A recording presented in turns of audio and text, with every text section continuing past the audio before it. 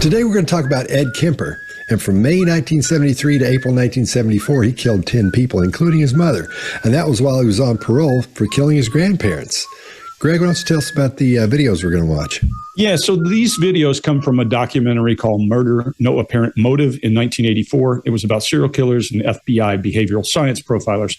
These are some of the best interviews from that video. Here's the piece you should know. He killed his grandparents at 15 years old and was incarcerated until 21 in a state mental hospital. They declared him a paranoid schizophrenic until he convinced them that he was rehabbed and was released from prison. He was on parole, on probation, as you said, Scott, when this happened. When they asked him why he killed his grandmother, he said because he wanted to know how it felt, and he killed his grandfather so he wouldn't be angry with him about killing his grandmother. Well, I'm not an expert. I'm not an authority. I'm someone who has been a murderer for almost 20 years. Can you say how many people might be doing crimes like you were doing? It would be a guess, but it's not. It's far more than 35. It isn't that impossible in this society. It happens. Are there more people? They didn't give up. How many? She didn't give up. I did. I came in out of the cold. And what I'm saying is there are some people who prefer it in the cold. Good people see. A nice guy. Did you like Kemper? I like Kemper. You were able to appear like an ordinary person, non-threatening to... I lived as an ordinary person most of my life, even though I was living a parallel and increasingly sick life, other life. One victim let me back in the car. I locked myself out. She opened the door for me. My gun was under the seat. What in the hell am I doing telling you that? Am I a masochist? Am I looking to be tormented further? I'm trying to show you just how awful this got, how commanding these rages got. I was raging inside. There was just incredible energies, positive and negative, depending on a mood. That would trigger one or the other. And outside, I looked troubled at times. Other times I looked moody. Other times perfectly serene. Not very sane. But again, people weren't even aware of what was happening. All right, Greg, what do you got? So let's start by talking about resistance to interrogation. Everybody asks me always what I can tell them. Let me tell you this, none of it works. You're not believable. And so the biggest struggle for a person who's trying to resist interrogation is to appear to be cooperative and helpful.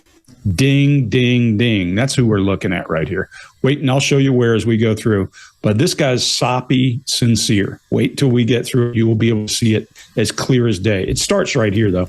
He's doing these long vowels. I'm not an expert, an authority.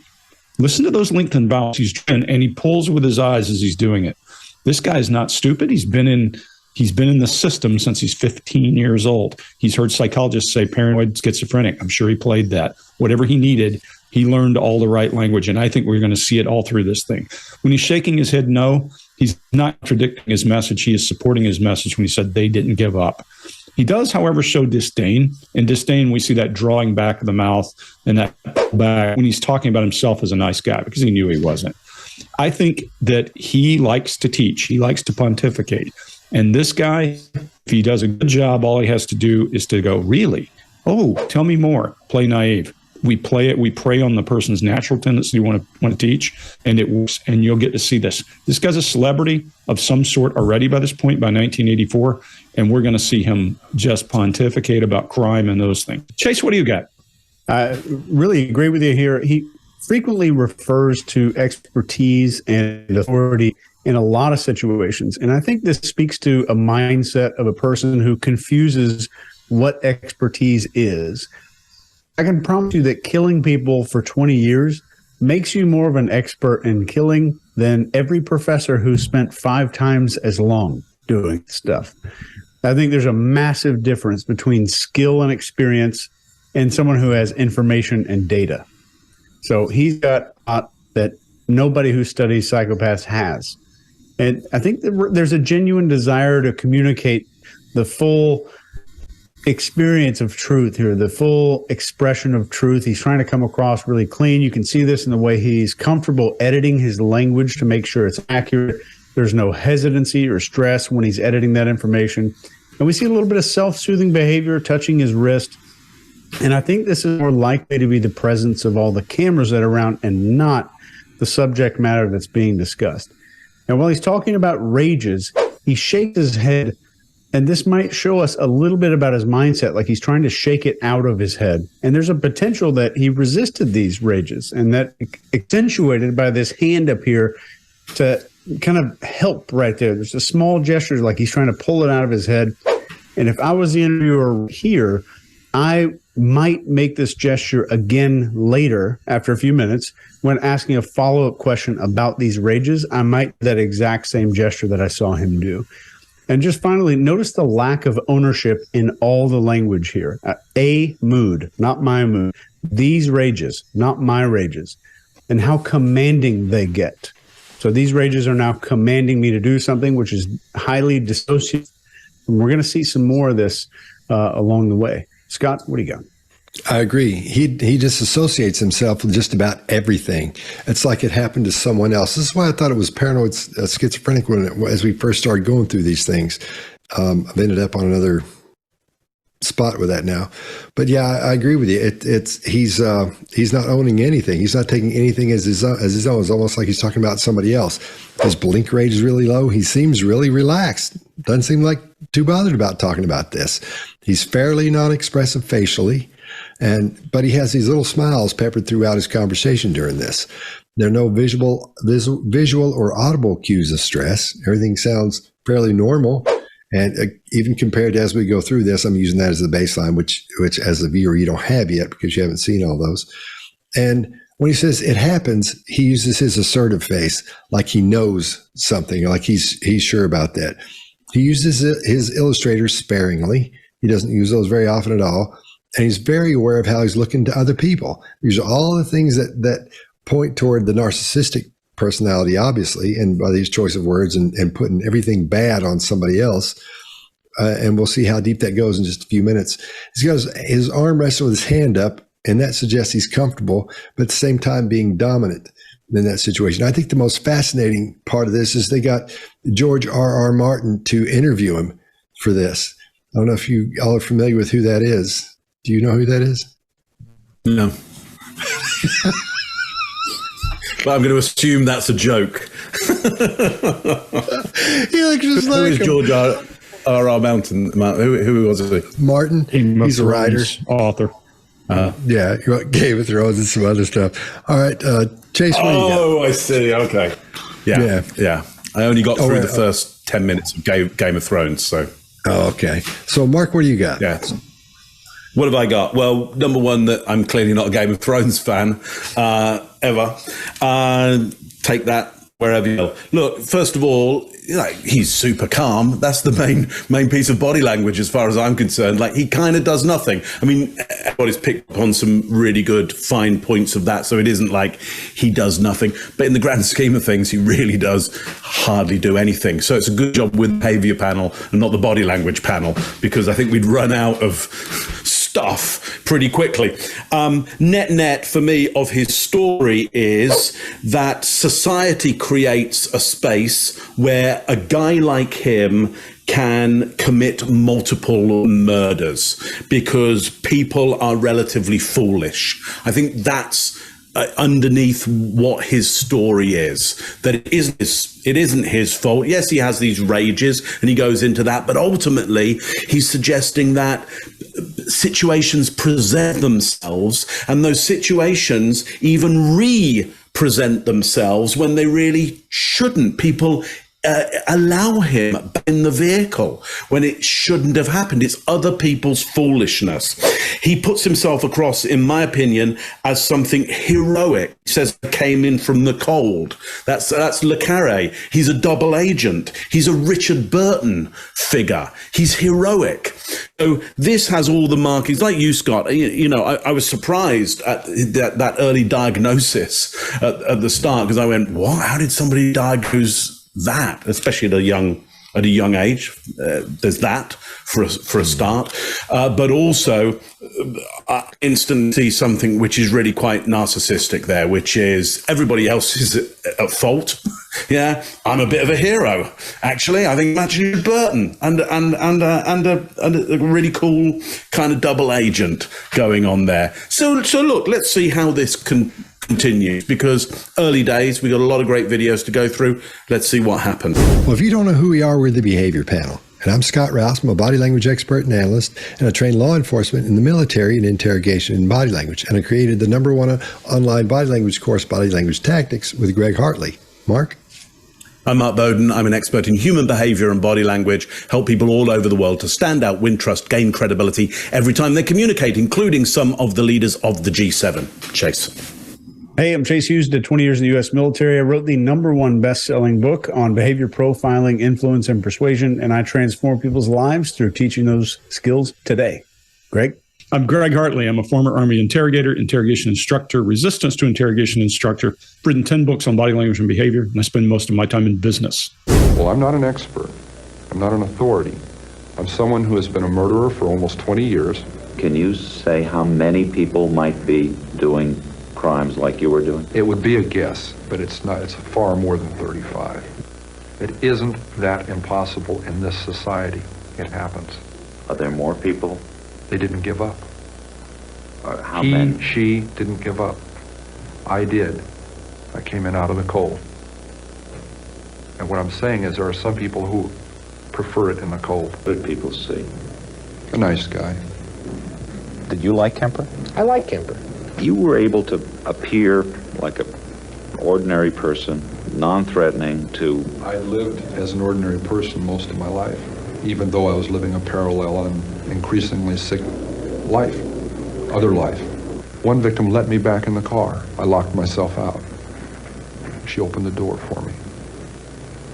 My gun was under the seat. What in the hell am I doing telling you that? Am I a masochist? Am I looking to be tormented further?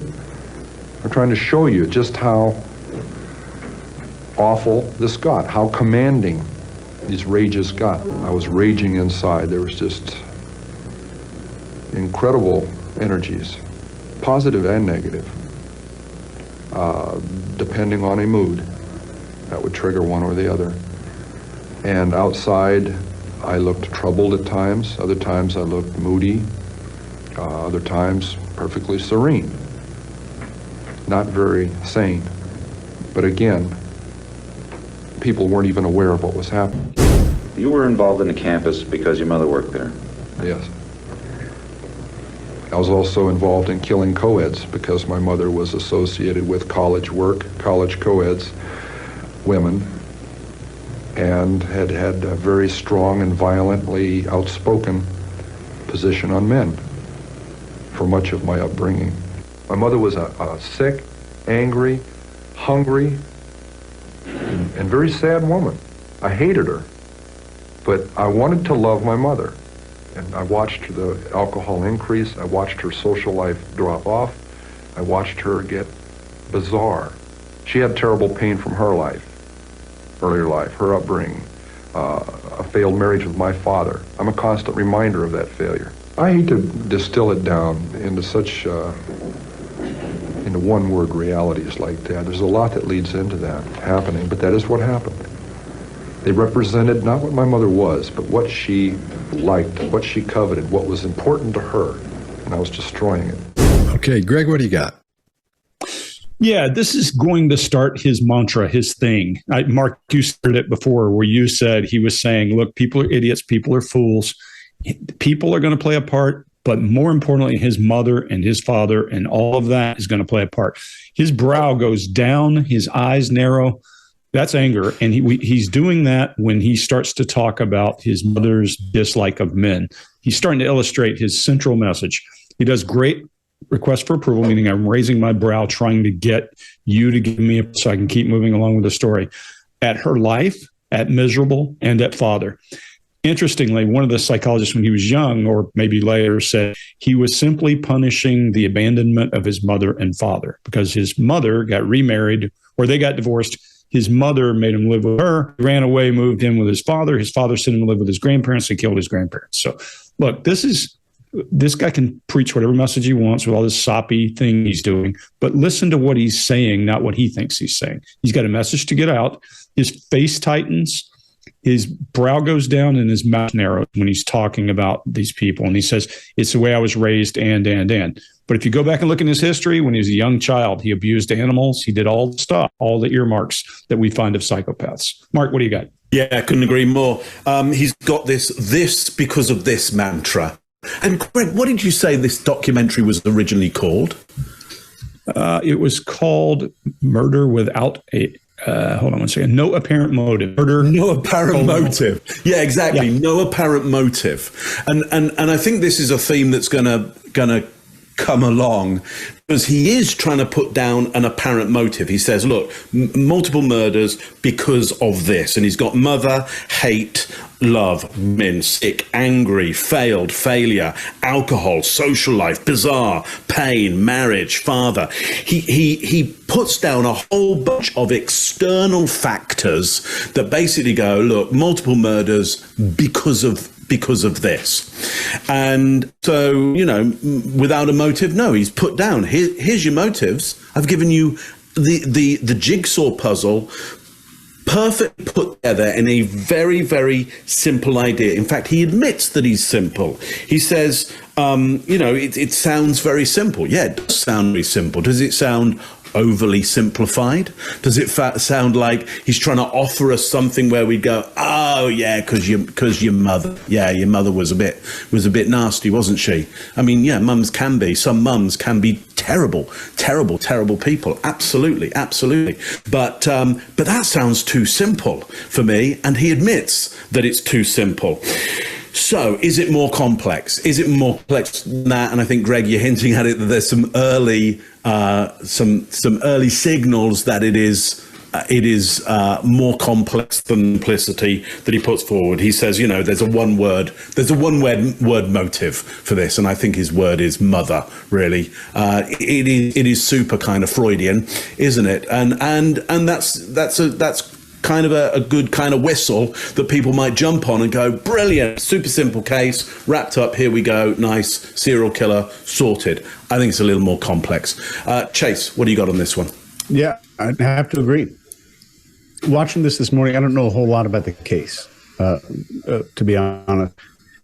Right here, when he's saying I was involved in killing co-eds, this is more distancing language, and it's interesting here, he's copying the word involved from the interviewer, and he borrowed this language from him. And this is a great method to make somebody feel like you're answering their question. And I'm sure he's developed this skill rather than learned it from some kind of training. He describes his mom as sick, angry, hungry, and sad. I was really curious about the hungry part. I would love to have been there and asked him about this.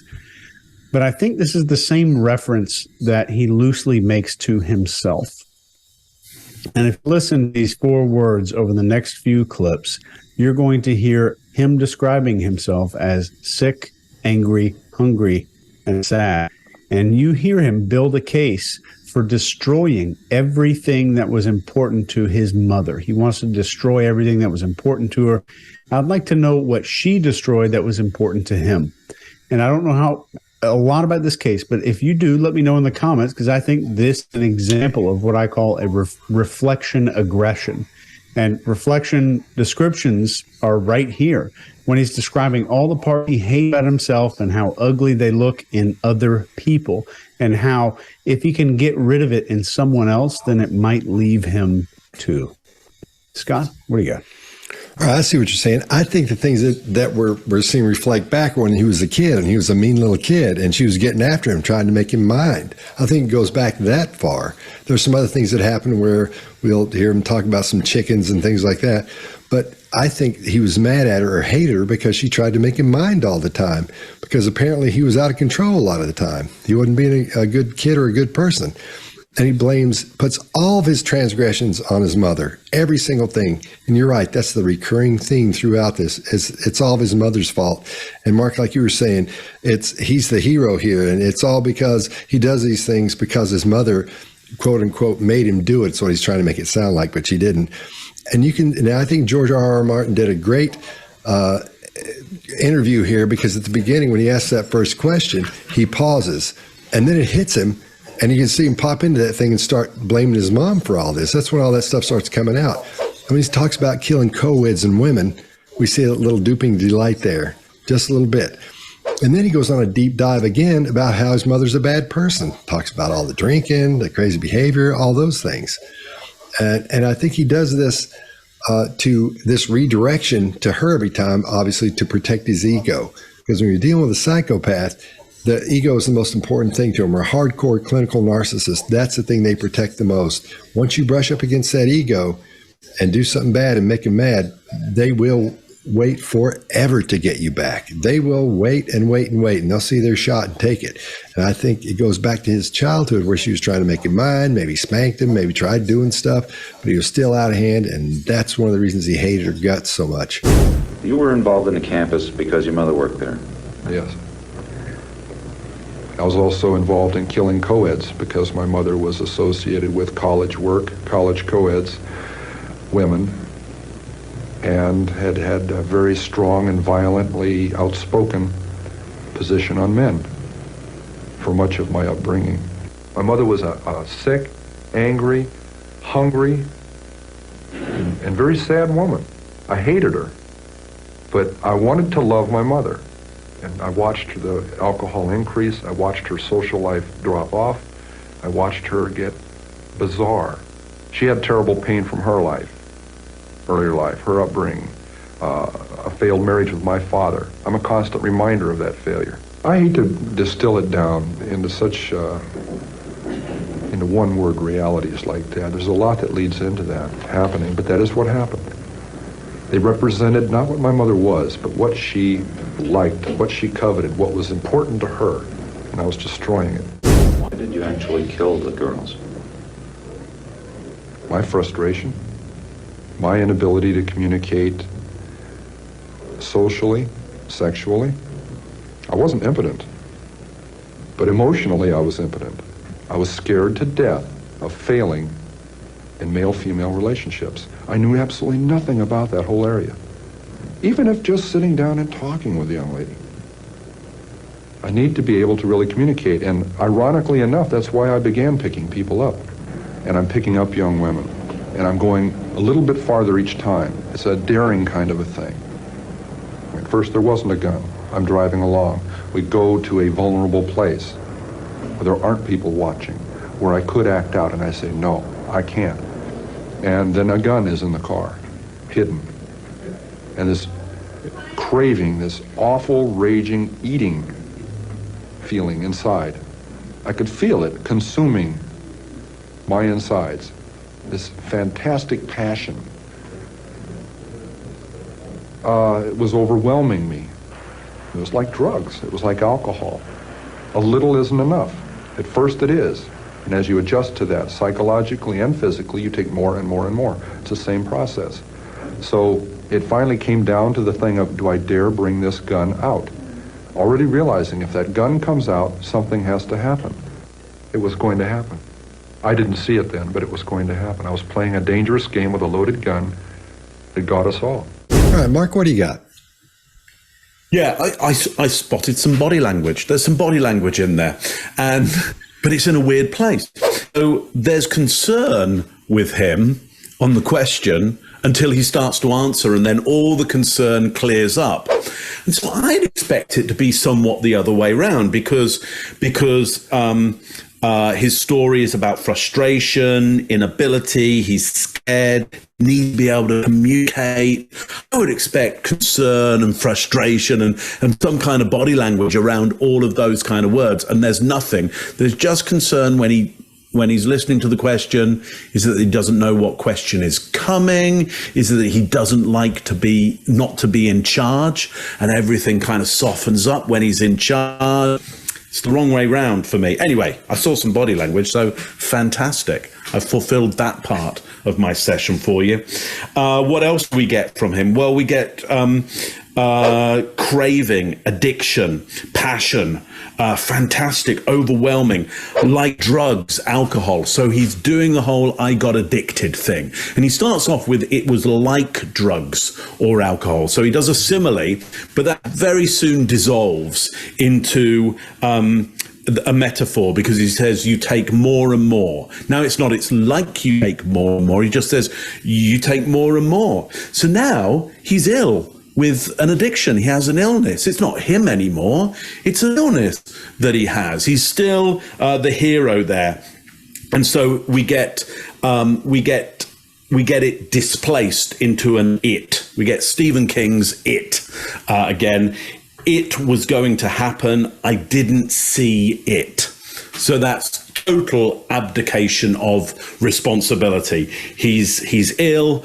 He can't control it. It creeps up him from behind. We should all feel sorry for him because it's an it. He has zero responsibility for this. So I would instantly go, this is antisocial. And so we have an antisocial personality here. No denying it as far as I can see. That's what I got on that one. Greg, what do you got? Yeah, I actually like this one a lot because it starts to show him through. Look, you can cover and you can do all of this soppy sincerity and do all of those things you want. But if your brain is trying to say what it thinks while your mouth is doing what you're willing it to do, it's hard to cover those up. So when he says something about the girls, you see that Chin engage. That Chin boss is engaged, and Chase, I'm sure you'll talk about it. We talk about it all the time. So we usually associate that with grief or with with grief or with shame. And if you pay attention to him, usually we then look at the rest of the face to know which it is. There's no grief muscle. There's nothing else involved. So I'm just going to call that shame. And Chase, you may have a different opinion when you see it. He says sexuality. He does a minor lip compression. This is the beginning of something we're going to see a lot of. That's withheld emotion, I think. And then he quickly has to jump in there. And not that I was sexually impotent, like it's a point of pride for him. His chin comes up a bit. And now we start to see the mask slip or whatever you want to call it. There's some mixed messaging. He goes from, I picked these girls up to expand my ability to communicate. But then he quickly shifts to say daring and carrying a gun. I think that's his brain saying what he actually was doing while he's trying to cover it with some kind of soppy sincerity at the top. Then we get that. I honestly don't think that he had any intent of telling you the truth. I think that's just his operating system underneath coming out and saying what actually happened. That's a lot of message shifting there to go between those two different messages and then to go to some rationalizing why it happened. I think he's just trying to win over this guy. He's socially aware enough, antisocial personality, yes, but socially aware enough that he's doing what it takes. Listen to the shifting. I'm driving. We go. A gun is in. No connection to him whatsoever. I'm driving, but we go. We didn't go. You drove those people somewhere to kill them. A gun is in there. How the hell did a gun get there? It was going to happen. It got us all. How did it get us all? No, you kill people. You drug them down this thing. But where he's talking about people feeling this, Mark, I think he's doing exactly what you're saying. He's throwing at everybody else drinks have this problem. He's just more of the same. He's doing what this guy wants to hear. Scott, what do you got? All right. When he's describing how it's a drug, what he's talking about is this. When psychopaths actually start feeling something, because they usually don't, because they've got a problem with their amygdala, either it doesn't work, it's damaged, or there isn't one. The only thing they get any kind of feeling whatsoever is something that would scare us half to death, from jumping out of planes or doing something. And when he does something like kill somebody, that's such a big deal. It gooses his adrenaline and it gives him a feeling. He actually feels something. So I think he became, what he says, addicted to that actual feeling something, which he hasn't felt anything or not much up to that point. Like you were saying, Greg, when he killed his grandfather, or his grandmother, he wanted to see what it felt like to do that, see if it made him feel anything. So that's what they're talking about. Or that's what he's talking about in that situation. He actually did feel something, and he liked feeling something, and that's maybe the only thing that did it for him. Now, at the beginning of this, up to this point, his total reasoning for why he killed has changed. Before it was about his mother. Now it's from trying to get back at his mother and for his stunted social skills. That's what he's blaming on, not being able to talk to people, not knowing how to act socially. Then he talks about picking up women and not hurting them, but all of a sudden there's a gun in the car, like you were saying, Greg. Really? You put the gun in the car, man. It just wasn't there all of a sudden. He keeps distancing himself from everything, like he's looking at it in the third person. It's which is really odd. When he says awful, raging, eating, there's a full expression of anger when he says eating at him. So that must be one of his key words that triggers him there, or something he thinks about how that's eating at him, that kind of thing. Quite often when you see a psychopath out in the wild, or once they look back on them and see that, they'll see them hunting for these situations where they can make action happen, something that'll give them that adrenaline rush. For example, the guy who, the doctor who found out he had the same brain setup, to make a long story short, as a psychopath, would take his family on these really dangerous trips, like little kids and stuff, on these whitewater rafting trips. You'll see him doing things like that. You'll hear about them. Your dad did what? But they won't come into the normal world out here in the wild and hurt anybody or anything. I think that has to do with it, the way they were raised around a lot of people that took care of them, loved them. They didn't see a lot of violence. Whereas psychopaths, like you have those, I always use examples of ISIS and those types that are in those, they see violence growing up and it's not a problem for them at all. It's natural for them to be violent. In this case, I don't think it was natural for him to be violent, but I think it goes back to his mom being what he thought was being mean to him. She's simply trying to get him to mind, and that made him mad. And when he started doing stuff, like he did some things when he was younger to animals, I think that gave him that rush and gave him that feeling. And he just kept moving it up to people at this point. It ended up being those girls. But he went from blaming everything on his mother to blaming everything on his stunted social skills at this point. Chase, what do you got? Yeah, I agree with you guys. When I teach criminal profilers or detectives, this is the language pattern shift of a criminal type that we call the intruder victim. And in this sense, the criminal is a victim of intrusive thoughts and feelings. And whether it's true or not, they're either believing this or selling it to the interviewer. Doesn't matter. So we use that archetype to describe this as an intruder victim. You can hear throughout this clip how dissociative it is, the guns in the car, this craving, this awful raging, this eating, this feeling, this passion. And he sums it all up in the end with a statement that 100% completely identifies him as the intruder victim. It got us all. And I agree with you, Scott. This is him telling us that the intruder got us all. This is the team pronoun. He identifies himself as another victim in the pool with all the other people. And it's all of this monster that he's kind of describing. This monster is actually going to come out and show its face here in a minute. We're going to get a little more accurate description of this. And I'll tell you how his mother might have helped to make that happen. All right. Oh, Greg wins that one hard, man.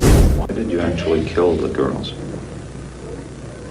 My frustration, my inability to communicate socially, sexually. I wasn't impotent, but emotionally I was impotent. I was scared to death of failing in male-female relationships. I knew absolutely nothing about that whole area, even if just sitting down and talking with a young lady. I need to be able to really communicate, and ironically enough, that's why I began picking people up. And I'm picking up young women, and I'm going a little bit farther each time. It's a daring kind of a thing. At first, there wasn't a gun. I'm driving along. We go to a vulnerable place where there aren't people watching, where I could act out, and I say, no, I can't. And then a gun is in the car, hidden. And this craving, this awful, raging, eating feeling inside.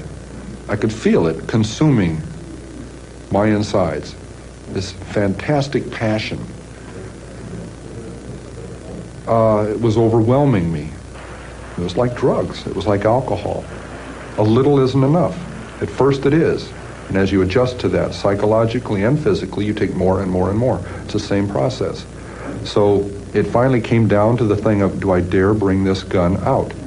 Already realizing if that gun comes out, something has to happen. It was going to happen. I didn't see it then, but it was going to happen. I was playing a dangerous game with a loaded gun that got us all. On one occasion, Kemper picked up 2 roommates in Berkeley.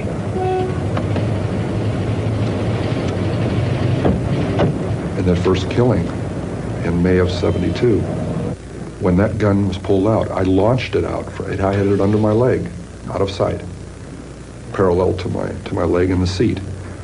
It was something that had been thought out in fantasy, acted out, felt out hundreds of times before it ever happened. Kemper drove them at gunpoint to a secluded area near a park. He took one of them into the woods, leaving the second girl tied in the car. I just gone through a horrible experience with her roommate stabbing her. And I was in shock because of that. I couldn't believe that it was that way. And I'm walking back there bewildered. I gotta kill her. I can't let her go. She's gonna tell on me. Everybody's gonna get me.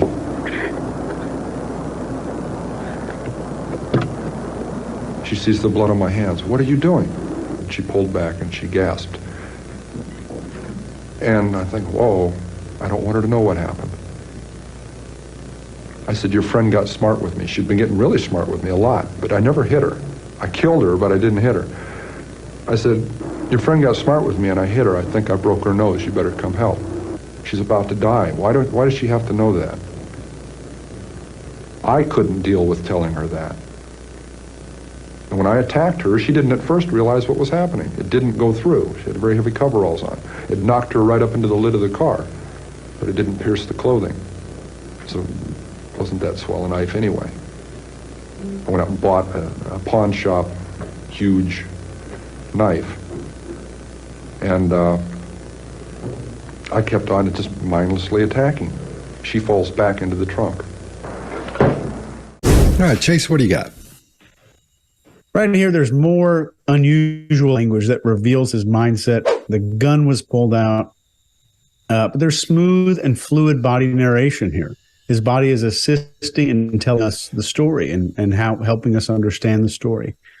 So he says it had been thought out. It had been felt out.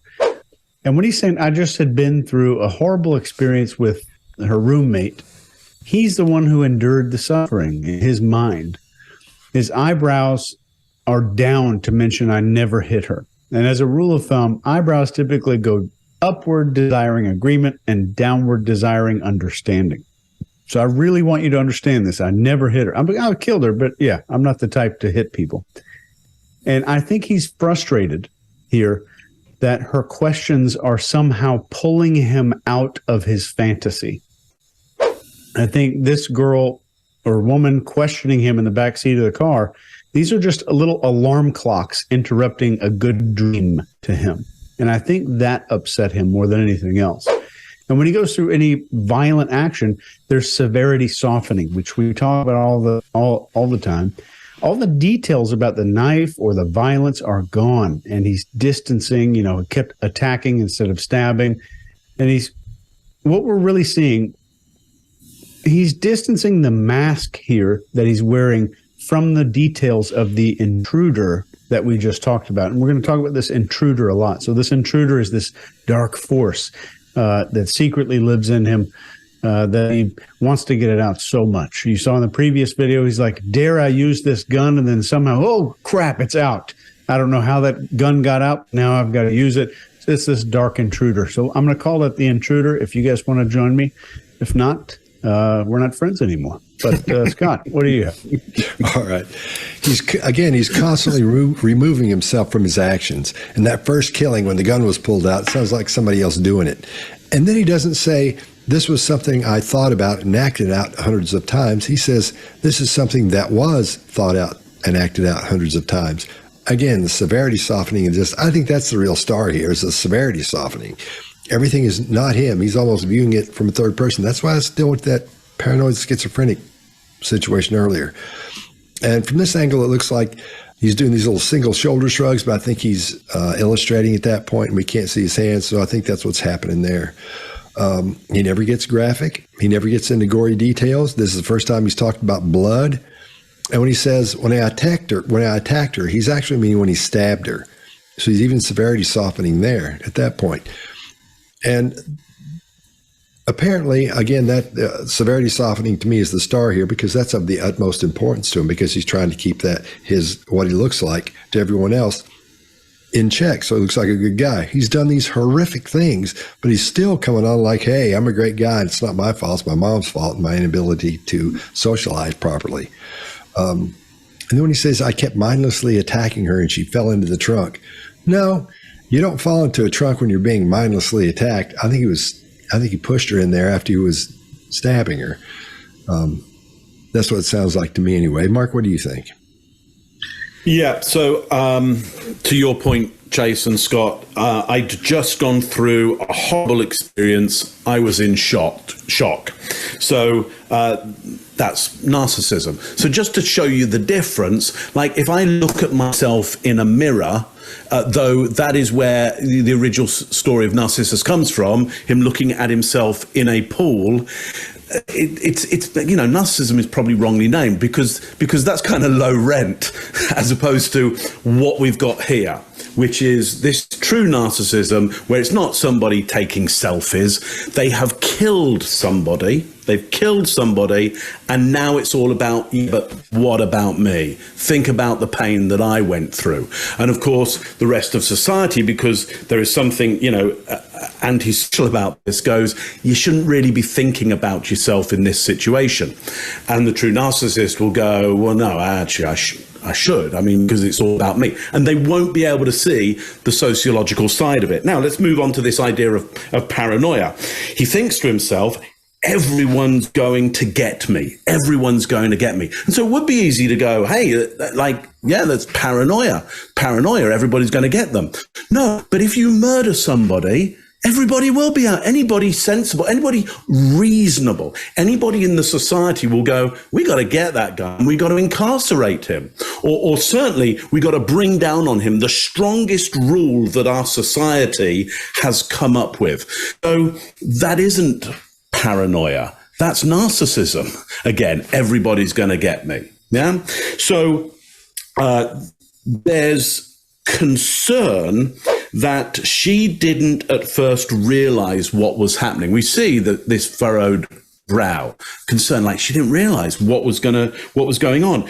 It's confusion around that. So there's a disassociation for me in terms of understanding any empathy, anything that's going on in this other person's head. He's literally confused by it. It's like, why wouldn't she know what's going to happen? Why wouldn't she be responding as I would respond? So he's lacking in two types of empathy here, and there are two big bits of empathy. One is emotional empathy and one is cognitive empathy. Emotional empathy is when you feel the same thing as somebody else, often at the same time. Cognitive empathy is when you can recognize an emotion that somebody's feeling. I don't feel sad, but I go, oh, I think they're feeling sad right now, and I can think about it.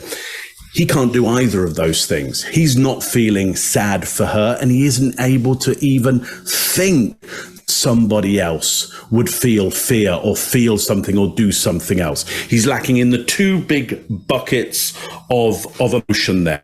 So again, that leads us strongly down a path to an antisocial personality there, and I would steer around paranoia, which again, why at the start when he was diagnosed with that, I kind of go, look, not that I have those qualifications. People way more eminent than myself would have done that, but I wonder why. I wonder why they would have hit on that at that particular point. Not sure. Greg, what do you got on this one?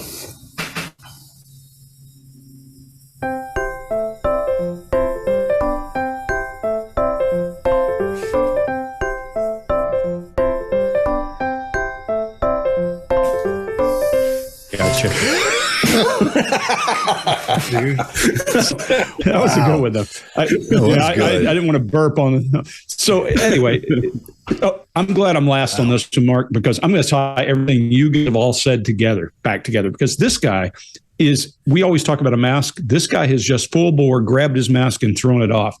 He has no idea he's done it even. Either that, or maybe he's just not smart enough to realize it. But when we talk about psychopaths, Psychopath 101 is they only see people in the way those people affect them. We say psychopaths have no feelings except for these emotions that are related to terror and those kinds of things. Scott, that's the thing you always bring up. Well, if those two things are true, let's start there and say they can't feel what another person feels. This guy just said, hey, look at me, I'm a psychopath. Because he illustrates for the first time as he's telling a story fluidly, which we say is honesty and truthfulness. And emphatically. What is he illustrating about? I stabbed her. I did this. I did that. There's not a single element. And Chase, you started with talking about it's about him. There's not a single element of any of these people. Nothing about the person that he's doing this stuff to. When the gun was pulled out, the knife came off of her. It's not because he's being passive in trying to soften, in my opinion. He just doesn't know it matters. So he's saying, I did this and I did that. This happened, that happened. And then I had just gone through a horrible experience with a roommate. That's feelings. That's his feelings. He's telling you what he felt. I just gone through all this. I don't even know that he's severity softening. I was in shock. The place he puts the single most emphasis is around it was a cheap knife. More than he puts around this 2 women he killed. Again, it's just an object. He can't tell the difference. I think what we just saw is this guy just grab his mask and throw it in the trash and not even have any idea he's done that. This is a great one. That's all I got. Oh, man. That was good. I have to think about that one. On one occasion, Kemper picked up 2 roommates in Berkeley.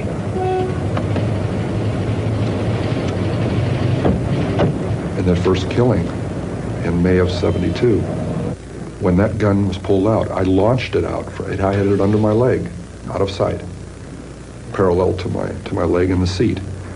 It was something that had been thought out in fantasy, acted out, felt out hundreds of times before it ever happened. Kemper drove them at gunpoint to a secluded area near a park. He took one of them into the woods, leaving the second girl tied in the car. I just gone through a horrible experience with her roommate, stabbing her. And I was in shock because of that. I couldn't believe that it was that way. And I'm walking back there bewildered. I gotta kill her. I can't let her go. She's gonna tell on me. Everybody's gonna get me.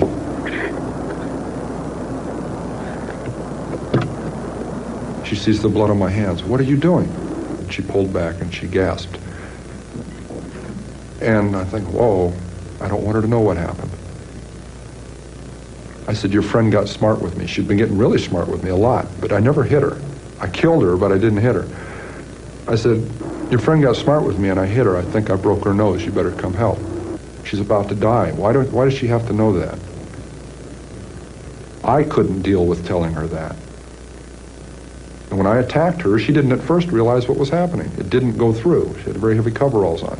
It knocked her right up into the lid of the car, but it didn't pierce the clothing. So it wasn't that swell a knife anyway. I went out and bought a pawn shop huge knife. And I kept on just mindlessly attacking. She falls back into the trunk. I just killed a young woman. I slammed down the lid of the trunk. She isn't dead, she's dying. And I panicked. I thought, I just locked the car keys in it because I can't find them in my pocket. Oh my God, I locked them in the trunk. I'm kicking on the trunk lid and yanking on it. Oh no, I don't believe this. I started to run, and I tripped over the gun that I'd had in my pants that I had totally forgotten was there. I stopped. I said, stop and think. I collected my wits. Check all your pockets. I picked the gun up. I stuck it back in my pants, now remembering I had one. I checked all my pockets, and there's the keys in the back pocket. I never put them in my back pocket. Everyone makes mistakes, and that's what we have to hope for. The more mistakes they make, the better their chances. I thought I was pretty slick. And went and tripped all over myself. That first 2 murders, the first 24 hours, there were 3 clear times I should have been busted, and I wasn't. Because 3 different individuals or 3 different groups of people got scared and minded their own business and looked the other way. All right, Mark, what do you got? So this is really interesting because now we get a story of panic. So what comes out of this for me is serial killers are not criminal masterminds in every case. We've got somebody who even for them, when they deviate from a usual behavior, there's a cascade of other stuff that happens. So he's tripping over himself, doesn't know where he's put his keys, and he has to get his wits back together, what small amount of wit there may well be, and get himself sorted out with this. It's just worth remembering for all of us in all our behaviors. Once we start to deviate from our usual patterns, there is a cascade of mistakes that happen. Every time I lose my keys, just like him, every time I lose my keys, I'm like, okay. So what was my behavior deviance from baseline that's caused me to put my keys in a different place than I always put them, because I always put them in one place. So something else down the line has changed. Anyway, interesting for me. But here's where he now goes with this. He's a bit of a clown. He's a bit of an idiot, but he's not as much of a clown or an idiot as the individuals and the groups who turn a blind eye, who don't respond as they should. Now, maybe he has a point, but maybe it's like, well, you know, you're not that bright. You're just hoping that everybody else is just a little less bright than you. And that's how you get away with it. For all of us. If you see something, say something. If you see stuff that is out of baseline, if you see some behavior, prove this person wrong and, you know, intervene in some way if it's safe for you. Get somebody else to intervene. Call some kind of authority and go, hey, something odd is going on, because he might well be right. He might well be right that there's stupid criminals out there that are just relying on all of us being just that little more stupid than them. And that little more, just enough, will give them a chance. And again, there's the concern in his head. He doesn't understand it. He can't understand why people would have turned a blind eye, as he makes it out. Now, also, he's a narcissist. So also he's going to make out that everybody else is stupid as well. So we can't be entirely reliant on his story. But Chase, what do you got on this one? Yeah, let's talk about that for a second. He says they got scared and minded their own business and looked the other way.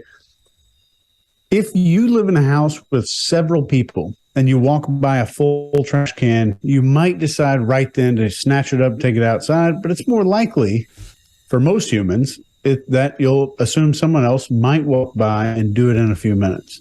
If you live by yourself, you do not have these tendencies because it's just you. And this is called diffusion of responsibility. It's also called the bystander effect. And it's a very scary social phenomenon where we're less likely to help people the more people that are around us. In 1964 in Queens, a woman was stabbed to death in front of 38 witnesses. People didn't call the police because they just assumed someone else would do it. These were real witnesses. And we have a tendency to do what the crowd's doing, and it's 10 times more powerful to do what the crowd's doing than you might actually think. We also have a tendency to assume somebody else is going to take care of situations when there's multiple people around. This is the reason these people, in this case, minded their business, so to speak. And this is a critical thing to teach to your kids, everybody you know. And just knowing about this alone can reduce its effects on your future situations. There's no vaccine for this, but this is as close as you can get to just understanding this.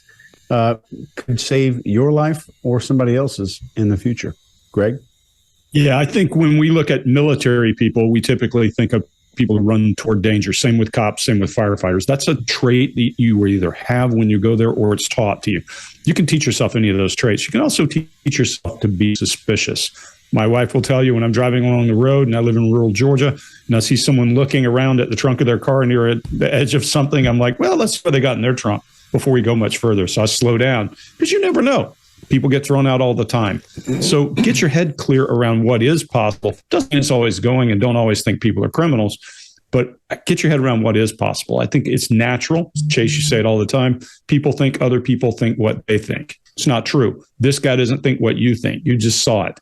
So pay attention. Everything he says in this video is about his internal process. Nothing new.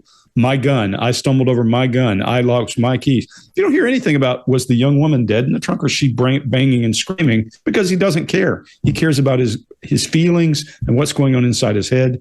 And he's probably in terror. And Scott, let's assume that we're right. The only feelings they feel are those adrenaline feelings. Well, he's got that going right now in spades. So he probably is altogether going there. What this interviewer has done very well when you're embracing a narcissist is kind of admire him, ask him questions that make him feel good about talking. This is right in here where I might lean into him just because I enjoy getting what I want out of the conversation. I might lean in and start to do a pride and ego down and say, well, that's because you're stupid. And if anybody had any common sense, you would have been caught a long time ago. Now you get to see what's behind the mask for real, because they get really angry when you prod them that way. And then finally, just as you think about looking at this guy and you think about everything he's saying here, nothing is changing body language wise. Mark, you're dead on. This is just, Scott, you said all the time, there's nobody in there. This looks like nobody in there. Scott, what do you got? Yeah, I agree with you 100%. And at the top there, when he says, I just killed a young woman. She isn't dead. She's dying. All these things just sound odd. Everything in here isn't the way it should be, and doesn't sound the way it should sound. I get the feeling he's talking about himself in the third person the whole time, like he watched this happen. And I said that before. We've all said that before. We're not seeing the facial expressions to the extent we should be seeing them on someone who's wired properly, I guess you'd say. But he's more animated about describing how he thought he locked his keys in the trunk than he did about stabbing the girl. So about killing either one of them. He's the most worried. I think that gave him an adrenaline rush when he thought he was going to get caught. I think he got a buzz from that. And his head's moving side to side more deeply than it has up to this point. And like you guys were saying, his eyebrows are up a little bit further. His cadence speeds up, and his tone is strong, and his volume is up. Everything sounds like he's being excited, but we're not seeing it on him like we should be seeing it. It's really odd. It's really odd at that point. I agree with you on that. I just killed a young woman. I slammed down the lid of the trunk. She isn't dead. She's dying. And I panicked. I thought I just locked the car keys because I can't find them in my pocket. Oh my God, I locked them in the trunk. I'm kicking on the trunk lid and yanking on it. Oh no, I don't believe this. I started to run, and I tripped over the gun that I'd had in my pants that I had totally forgotten was there. I stopped. I said, stop and think. I collected my wits. Check all your pockets. I picked the gun up. I stuck it back in my pants, now remembering I had one. I checked all my pockets, and there's the keys in the back pocket. I never put them in my back pocket. Everyone makes mistakes, and that's what we have to hope for. The more mistakes they make, the better their chances. I thought I was pretty slick, and went and tripped all over myself. That first two murders, the first 24 hours, there were 3 clear times I should have been busted, and I wasn't, because 3 different individuals or 3 different groups of people got scared and minded their own business and looked the other way. My mother worked at the campus, and I had an A sticker on my car, and obvious access day or night to the campus. I was picking up some very lovely young women. You know what we were talking about as we're driving around, almost as often as not? This guy that's going around doing this stuff. And the second they started talking that, they didn't realize it, but they were getting a free ride. I couldn't touch that with a 10-foot pole, I swear. You know, but they'd be telling me all about this guy, and they're comparing notes and speculating on what he looks like, how he carries himself, why he's doing this stuff, telling me about it. So how come they get in a car with somebody at that time? She judged me not to be that guy. I didn't look like it. It was getting easier to do. I was getting better at it. I was getting less detectable. I started flaunting that invisibility. A human head, 2 of them, at night in front of my mother's residence, with her at home, my neighbors at home upstairs, their picture window open, the curtains open. 11 o'clock at night, the lights are on. All they have to do is walk by, look out, and I've had it. All right, Greg, what do you got? Yeah, this is a good one. This interviewer is feeding his ego, and he's now getting the chance to deliver the message he came to deliver. I was good at it. He's talking about the drug now, Scott. You were dead on earlier. This drug he's addicted to is adrenaline, and he's talking about it now. He's talking about going in there and doing all this and You heard the acts he takes. He even moves to the most cliche thing I've ever seen as he starts to pontificate, as he puts his thumb and finger against his face like the thinker so he can tell you exactly what he thinks. He came here planning for this. Look at his eyes. They're now narrow, and he's got full-blown disdain at people not being able to identify him. I think he sees people as stupid.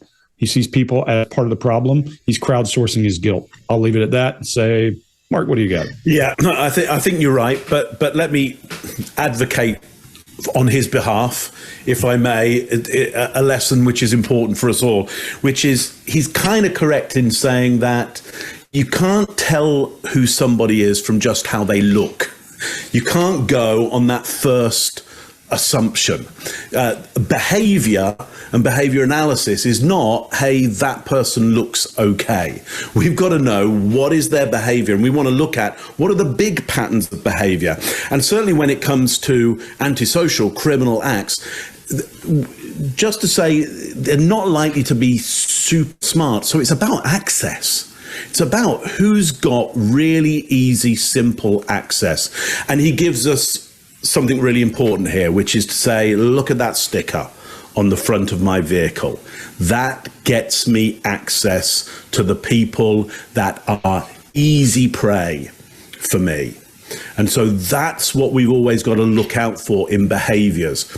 What are the stickers that these people have? What have they got access to? If we're looking for somebody who might come up against us and our family, okay, who has easy access?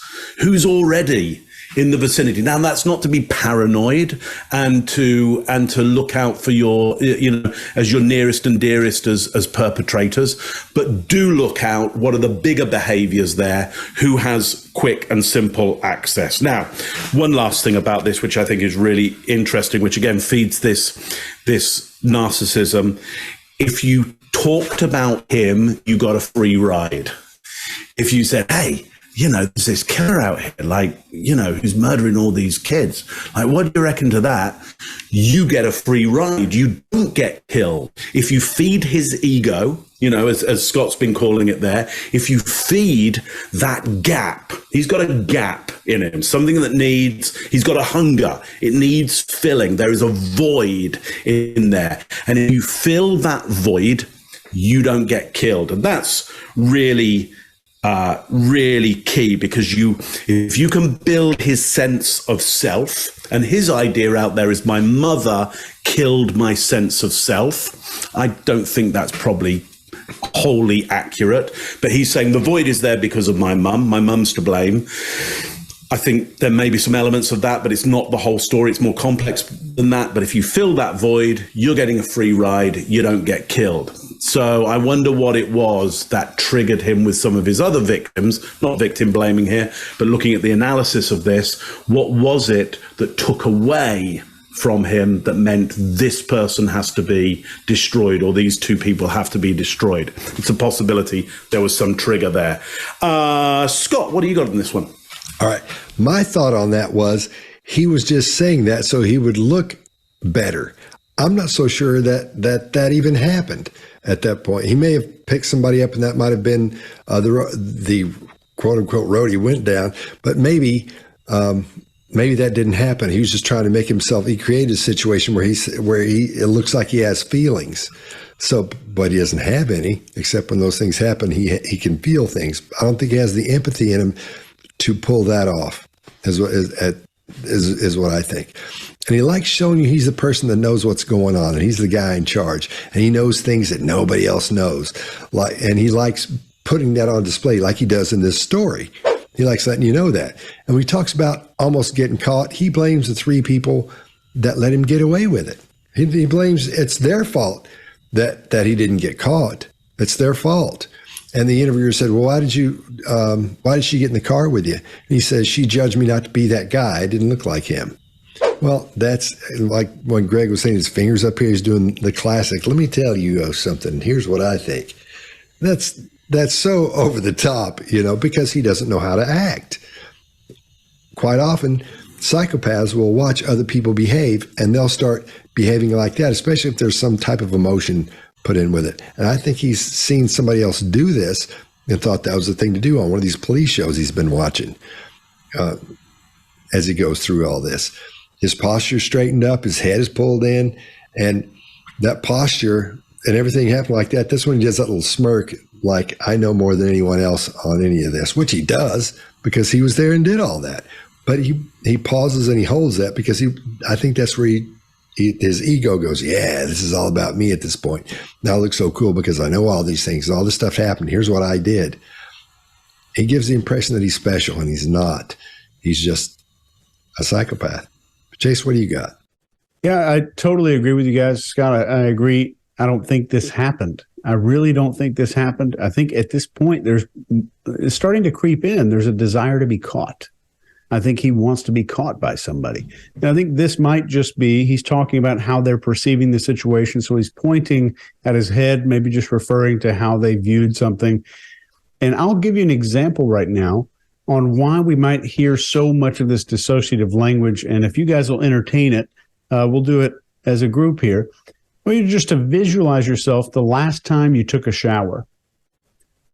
And our brains default to visualizing ourselves in third person for meaningless scenarios like that. If you visualize yourself during a recent emotional encounter, or maybe the last time something emotional happened, we're more likely to visualize that situation in first person.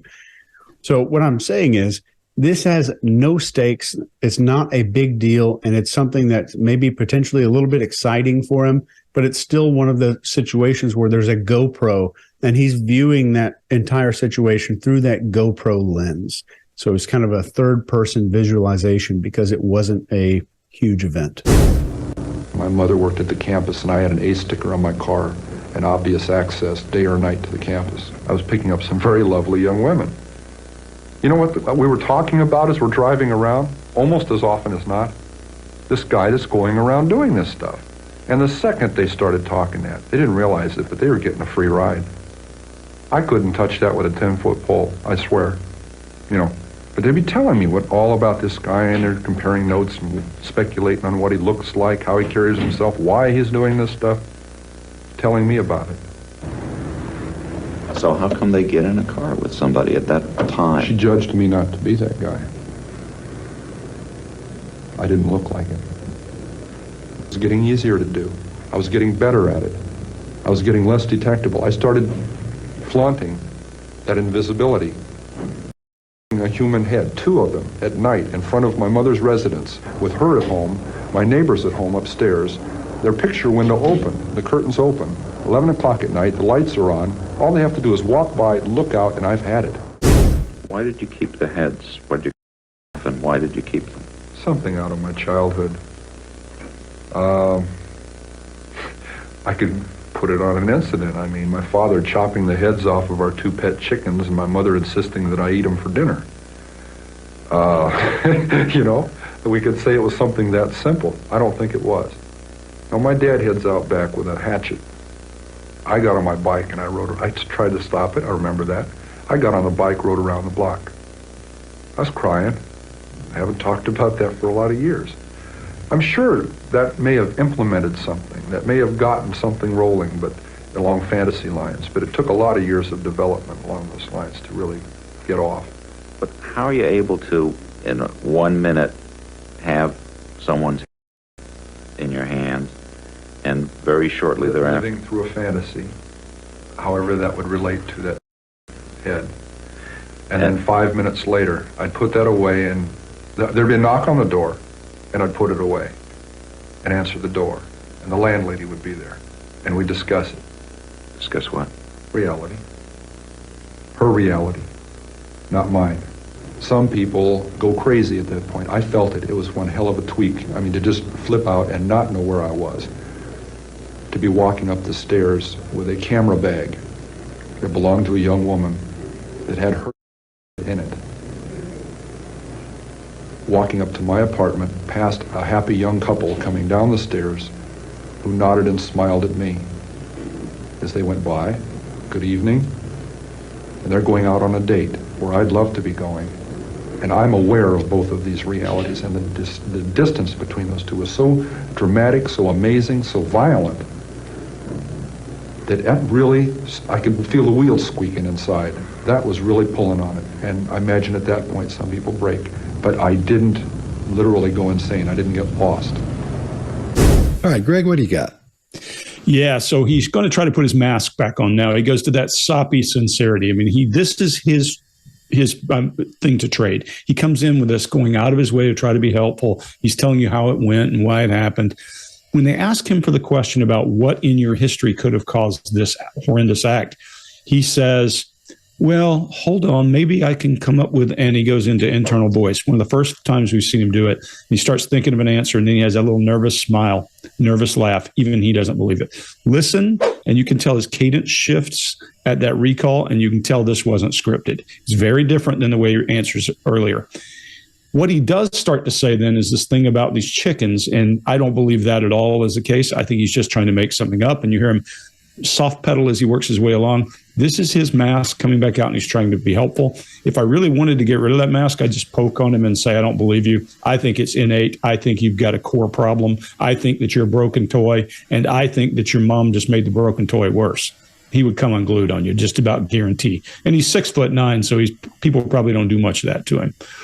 Now, I will also say this is more of his organism. This cover has been how he's gotten here. We always say the organism does what made the organism successful. Women wouldn't have gotten in the car with him if he were clearly somebody that's horrible to look at. Although people are really bad judges of character, Mark, to your point, and think, hey, that guy looks okay. You can never tell a serial killer. That's always the joke. I'm dressing him as one for Halloween. I'm just not going to wear anything different. That's how people go about it. So we do see him do a sacred space where he covers his hands and he starts to rub, but I think that may be B-reel because it doesn't seem to tie in. Yeah. Meaning B-reel is something they shot somewhere else and they're just showing him rubbing his hands. But we call that sacred space because I take control of my space by creating a barrier and then do something that I do all the time to make it feel comfortable. One of my favorite things he does in here is when he gets to this place where he says exactly what he's talking about, horror and how horrible and how tough and how close he could. He does a pause for effect, a dramatic pause. It would be like me saying, casually walking along and saying, I was having dinner with Joe Biden. And that's for effect when you do that. You're doing it intentionally. You're hoping to get some kind of feedback. And he didn't. That's part of his power play. He isn't finished with power playing yet. He's trying to say, look, I went through horror and it didn't affect me. I didn't lose it where other people would. He says some people break, but I didn't. I think he's enjoying his power over the situation. Chase, what do you got? Yeah. So just going away from this video for a minute, show it like the background of what we're actually seeing here. And I think we're looking at someone who appears to have been injected with beliefs about men from a very young age. And this tremendous force, this desire to escape that, seems to have given this archetype monster that his mother installed in him even more power. And I'm not by any means an expert on this case here, but this storyline seems so honest that this is what I would assume is what we're really seeing.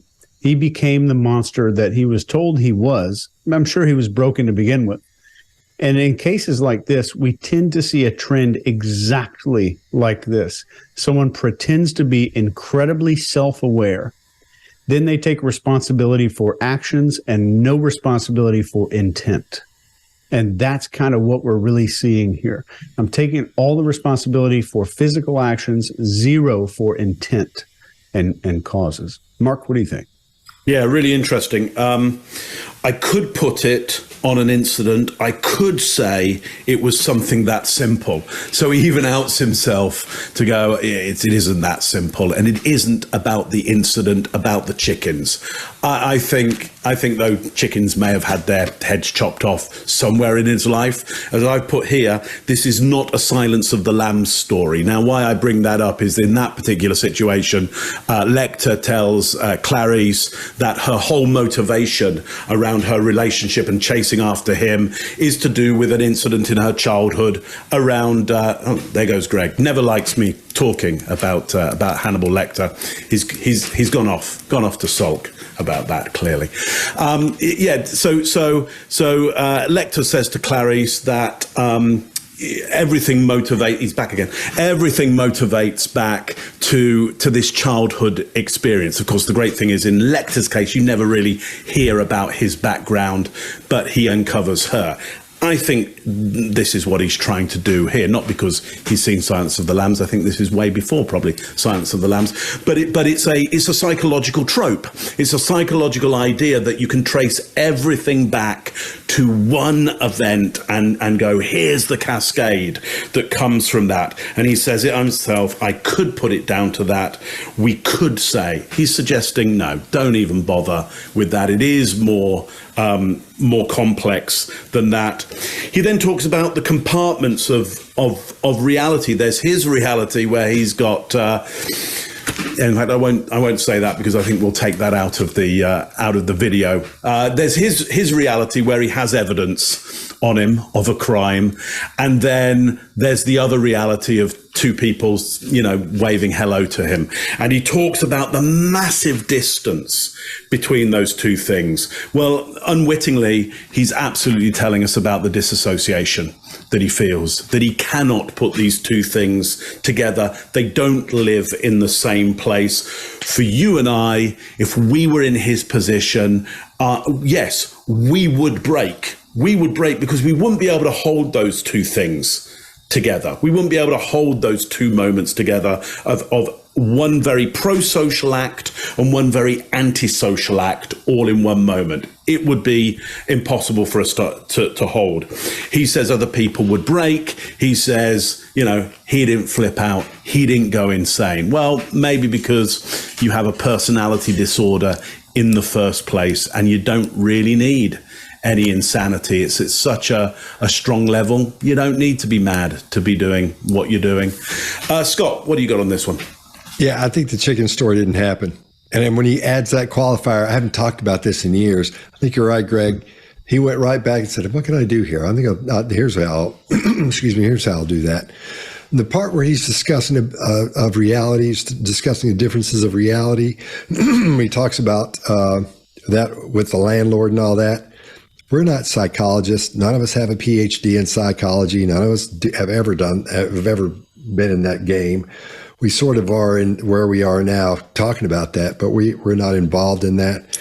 But after all the reading and stuff I've done, this is where when he started talking about the differences in reality, that's why I went at the very beginning and thought, this looks like a paranoid schizophrenic. But it goes to show you, what do I know? But that's what gave me the thought about that was the differences in reality as he's discussing those. And you guys have covered everything else, so I'll leave it there. Yeah, well, he's been institutionalized since he was 15 and talked to many, many, many psychologists, and you can see he's kind of a sponge. So. Yeah, that makes sense. Why did you keep the heads? And why did you keep them? Something out of my childhood. I could put it on an incident. I mean, my father chopping the heads off of our two pet chickens and my mother insisting that I eat them for dinner. We could say it was something that simple. I don't think it was. Now, my dad heads out back with a hatchet. I got on my bike and I tried to stop it. I remember that. I got on the bike, rode around the block. I was crying. I haven't talked about that for a lot of years. I'm sure that may have implemented something, that may have gotten something rolling, but along fantasy lines. But it took a lot of years of development along those lines to really get off. But how are you able to, in 1 minute, have someone's in your hands, and very shortly thereafter... Living through a fantasy, however that would relate to that head. And then 5 minutes later, I'd put that away, and there'd be a knock on the door, and I'd put it away and answer the door. And the landlady would be there, and we'd discuss it. Discuss what? Reality. Her reality, not mine. Some people go crazy at that point. I felt it. It was one hell of a tweak. I mean, to just flip out and not know where I was. To be walking up the stairs with a camera bag that belonged to a young woman that had her in it. Walking up to my apartment, past a happy young couple coming down the stairs who nodded and smiled at me as they went by. Good evening. And they're going out on a date where I'd love to be going. And I'm aware of both of these realities, and the distance between those two is so dramatic, so amazing, so violent, that really, I could feel the wheels squeaking inside. That was really pulling on it. And I imagine at that point some people break. But I didn't literally go insane. I didn't get lost. They'd buy me a beer, I'd buy them a beer. Casual relationships, but I was poking around a little bit trying to find some things out. I knew they wouldn't be privy to hot information, but there were some things that were bothering me, like were there any speculations on how they were dying. Did the cops like you? Like I said, a friendly nuisance. I got in the way, and it was deliberate. Again, friendly nuisances are dismissed. How did you get the knowledge to outsmart the police? Watching television, believe it or not. Joseph Wambaugh, police story. Got some tremendous insights into not just the gimmicks, the actual things, the tidbits that he would pick up from their procedures, but the mechanics behind that, the logic behind it, was I would not allow myself to walk into even a potential trap of behavior. And one of those was talking about those crimes too much to people, initiating conversations about that. All right, Chase, what do you got? I think it's interesting here that we're hearing a person describe themselves as cunning, intelligent, self-aware, and he accidentally, I think, calls out the precise reason for his lack of responsibility for the intention of his crimes. He says he would never allow himself to be caught in a trap of behavior, which we know he is wearing a mask for this interview. But if this actual mask was actual physical, these words would be on it: a trap of behavior. Because this is what he's describing his crimes are. All of these crimes are him getting caught in a trap of his own behavior, and he's calling this thing a trap of behavior. So I think that is extremely telling. I think this is maybe an unconscious revelation, something that's coming out. Greg, what do you think? Yeah, a couple of things. If you had a question about whether he has a grasp on reality, he certainly has a grasp on reality when he says that kind of thing, where a trap of behavior, because he knows that certain things get you in trouble with the cops. He is doing exactly, he's showing us exactly how he behaved with the cops. That overly helpful, friendly nuisance, that's exactly the same role he tried to take with the cops. You see him Trump does this when he's talking about putting a finer point on something. He does the same thing when he was talking about getting the information. It actually says, I was too smart. No, nobody thought you were that guy. I don't know if he was that smart. But this guy gets it, understands that he's a narcissist, and plays right up to him. And he just starts to play naivete and tell me more, tell me more, tell me more, which is an elicitation technique where you pretend not to understand. And people who are narcissists love to tell you more. It works every time. Scott, what do you got? Yeah. Again, I'm not a psychologist. None of us have PhDs in psychology, but I would put all my chips on him being a psychopath. That's what we're looking at. The classic clinical narcissist, everything shows up in from about the second or third video on. For me, that's what we're looking at. When he's talking about hanging out with the cops and asking questions, if you hang out with cops and there's a serial killer and they don't know you, but all of a sudden they start seeing you around and you're talking about serial killers and what's happening with the case, they're going to ask you about that. And they're going to say, yeah, they're going to talk to you. And one's going to go back and I'm going to go to the bathroom real quick, come back and go, dude, come with me. They go in there. This guy is asking me a lot of questions. Let's talk to him. That's what would happen. They're not stupid. He's coming on like he's smarter than everybody else. They would have put that together very quickly that he's doing that. Think about it. If that was your job to find serial killers, and that's what the most popular thing to be doing then at that time was going on, and somebody you didn't know came up and started asking about serial killers, and this guy was acting odd socially like he says he was, and he's saying he was being odd and being a nuisance like that on purpose. No, this guy ain't Columbo at all. He just doesn't know how to get along with people. He said that in the beginning. And so I don't think they liked him. I think they blew him off if he even did ask about that. Because if he had gone into it and had been asking questions, they would have nailed him right then. They would have said, oh man, those are red flags. Keep an eye on him. And they would have caught him, I think, earlier for all that. I'll let it rest there. Mark, what do you got? Well, 1 point, Scott, you might have gotten away with it one time, but when you're 6'9", You're going to get attacked. That's Hey, true, Lurch too. has been asking questions around here. Yeah. Yeah, very soon it would be. Who's that 6'9" guy who keeps coming in the bar buying us all beers and talking about the murders? Yeah, it begs belief. It's him having a narcissistic fantasy. It's because it's totally contradictory. I go in, I buy them a beer. I'm friendly, but I'm a bit of a nuisance.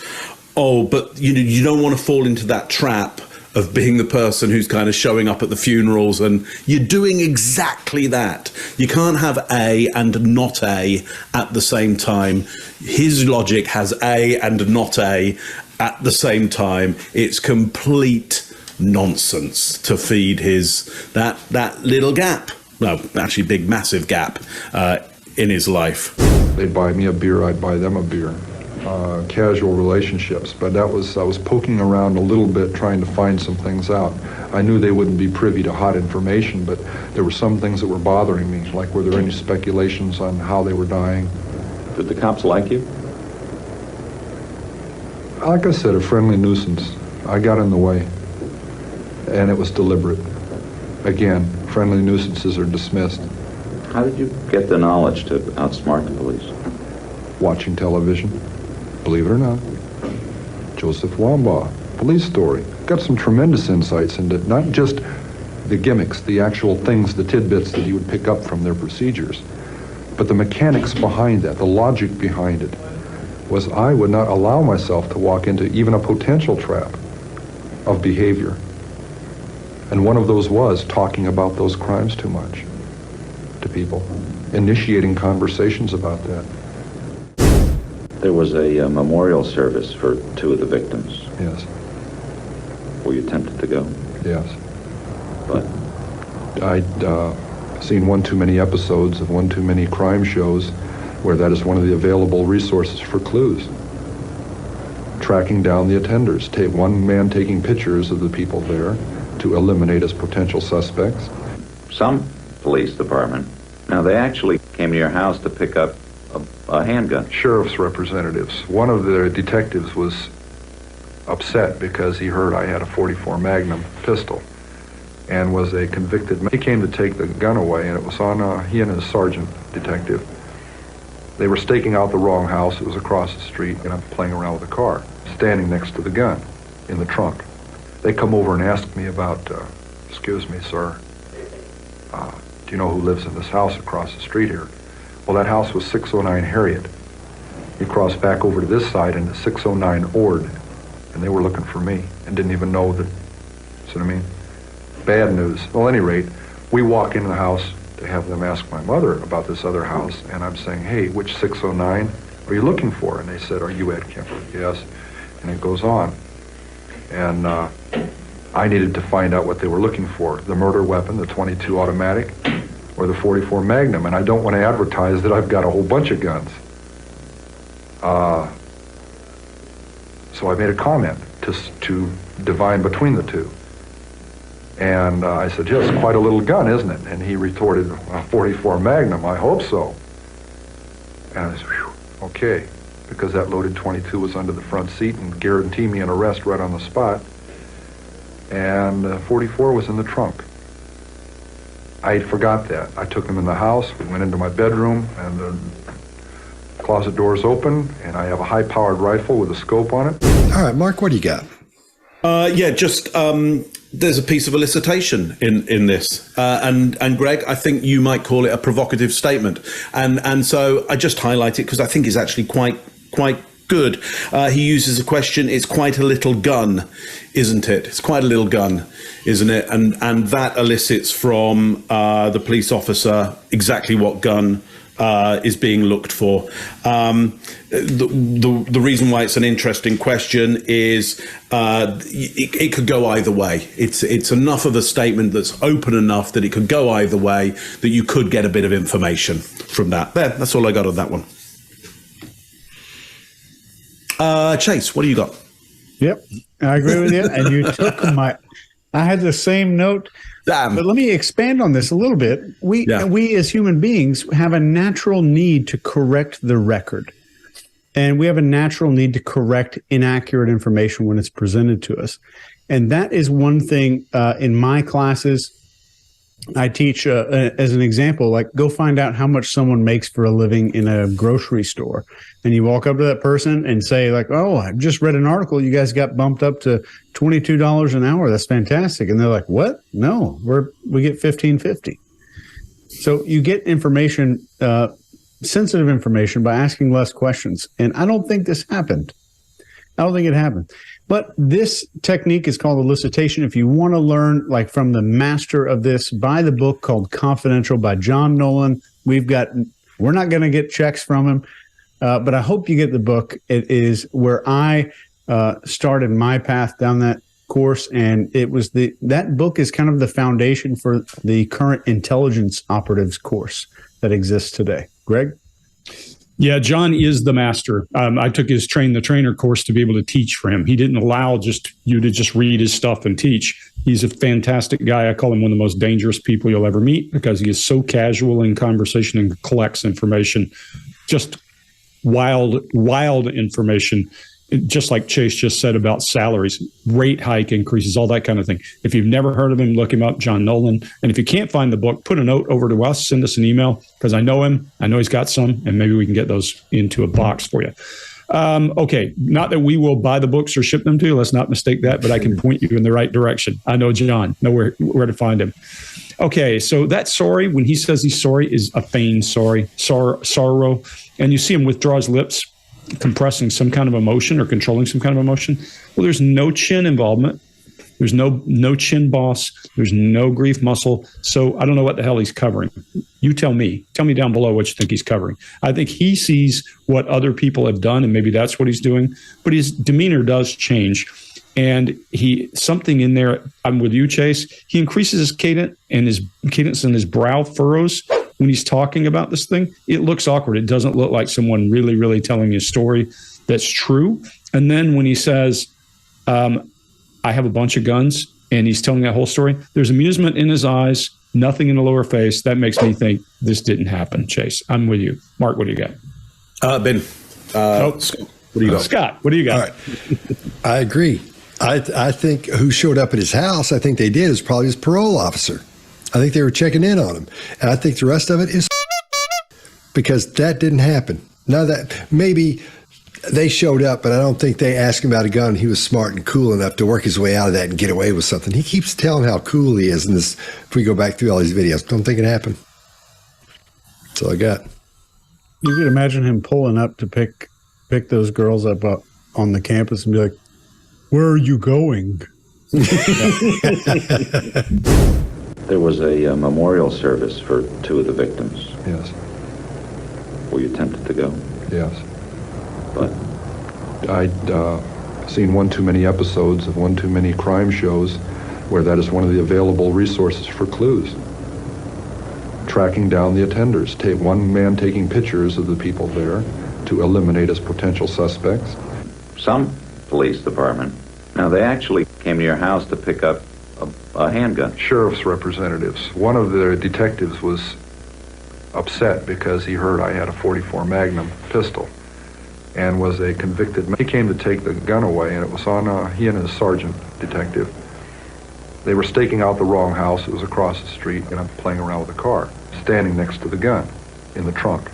They come over and ask me about, excuse me, sir, do you know who lives in this house across the street here? Well, that house was 609 Harriet. You cross back over to this side into 609 Ord, and they were looking for me and didn't even know that, see what I mean? Bad news. Well, at any rate, we walk into the house to have them ask my mother about this other house, and I'm saying, hey, which 609 are you looking for? And they said, are you Ed Kemper? Yes. And it goes on. And I needed to find out what they were looking for, the murder weapon, the .22 automatic, or the .44 Magnum, and I don't want to advertise that I've got a whole bunch of guns.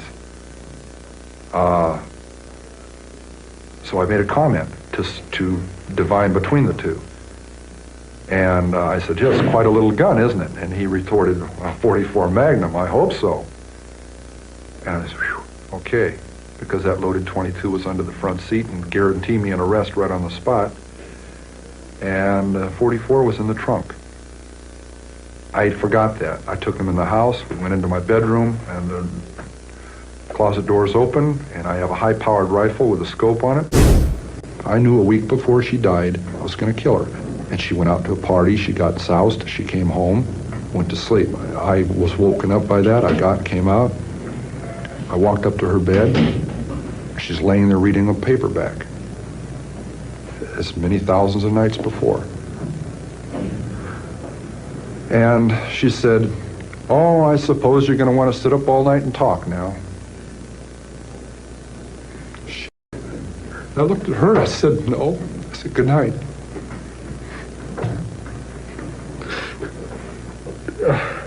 And I knew I was going to kill her, you know?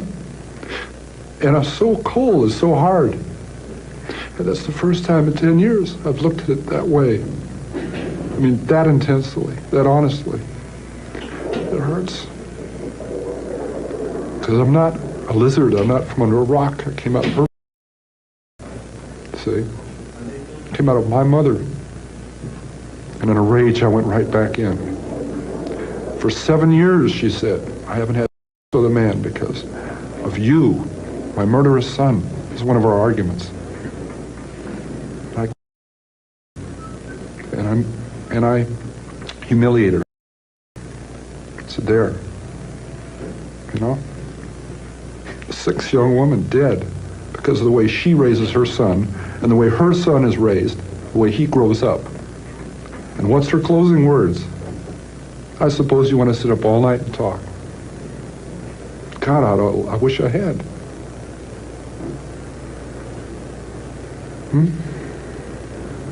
Your grandmother and her daughter-in-law, your mother, were two women very important in your life, and you killed them both.